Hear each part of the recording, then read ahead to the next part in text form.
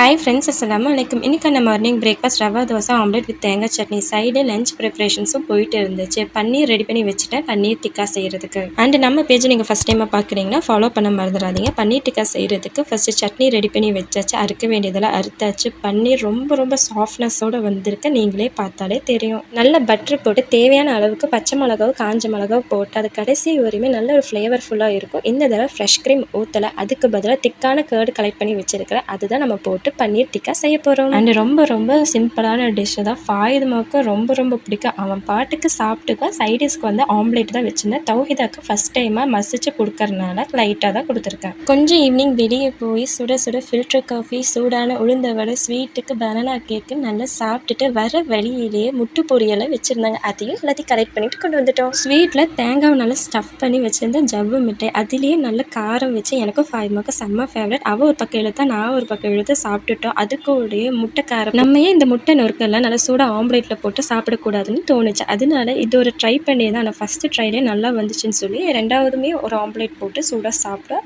ரெண்டுமே சூப்பராக தான் இருந்துச்சு. ஹைலைட் பண்ணுறதுக்கு அவ்வளோக்கு இல்லைனாலும் டேஸ்ட்டு சூப்பராக இருந்துச்சு. அப்போது வாய் அடங்காமல் பிங்கோ, டேடி மேடி, லாலிபாப்னு போயிட்டே இருந்துச்சு. மறக்காமல் நம்ம பேஜ் இன்ஸ்டா அண்ட் யூடியூப்பில் ஃபாலோ பண்ண மறந்துடாதீங்க. பாய். அடுத்த வீடியோவில் பார்க்கலாம்.